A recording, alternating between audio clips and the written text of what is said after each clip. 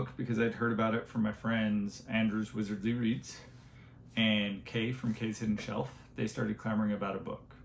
And the title of this book is called Heliotrope. Now, I'd invite everybody to raise your hands if you know what a heliotrope is. Yep, I can't see your hand, so I'm guessing that you didn't know what it was either.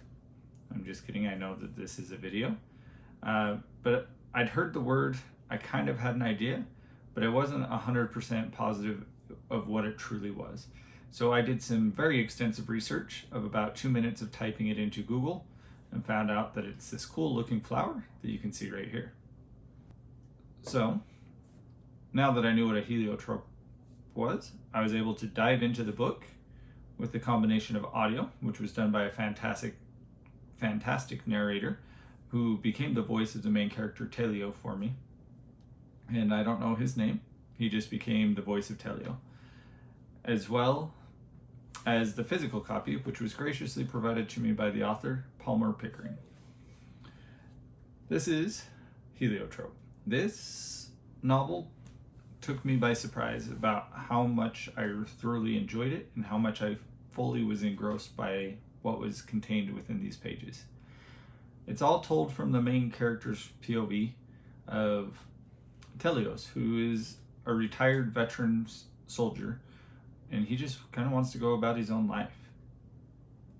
I don't really read the back of the books, so I apologize if you wanted me to do that, but I invite you to go look for it. It's pretty easy to find.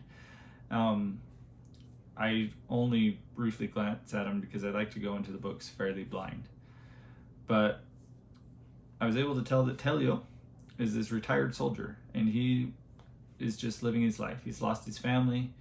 They've all were murdered or captured because of the wars that he participated in, and he's now just laying stone at a castle. And that's where the story picks up and goes from there.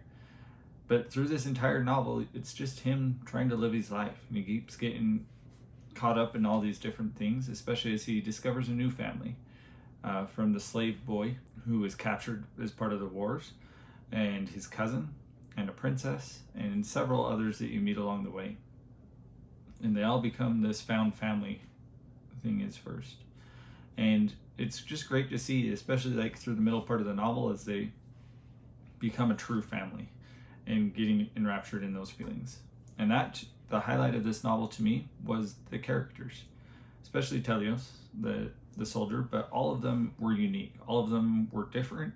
They were all varied, and they all brought something to it. But the biggest thing is just how attached you became to those characters. And when they're in peril, you truly felt that they were in peril, that there was something that could happen to them and you did not want it to happen. And you could feel the love that Telio had for each of the children, that he had for his cousin. And as they go through and they get into these perils, and even when they know better, they still make human-like decisions. There's times when I know better, my judgment hasn't been the greatest, and yet I still make that decision because I wanted to experience it. I guess I really can't justify some of the decisions I make that my known associates always make fun of me for. They're real, and they make those decisions, and you shake your head at them, and you laugh at them, and you cry with them, and all these other emotions that could happen. The part where I could see a lot of readers falling off or not enjoying it as much is the pacing. That being said, I think the pacing is perfect for this novel. It is a slower pace, but it fits the narrative that the author was trying to say, and I wouldn't say that it needs to be changed. To me, it was perfect. I loved it, but I know those that struggle with slower paced books will struggle with this one, as you are fully engrossed into the lives of the characters, especially as they travel through it, become better acquainted with each other, and you truly see it from their lives. I think a lot of that pacing and the much amount of detail that the author put into it is this is destined to be more of a standalone style of novel, and it is done expertly done. She's put a lot of care and craft into this work of art, and every page has something that just comes to life and just fully enraptures you and gets you thinking about it and wanting to know more about what the story is of these characters. The magic system in this is also very unique and very interesting.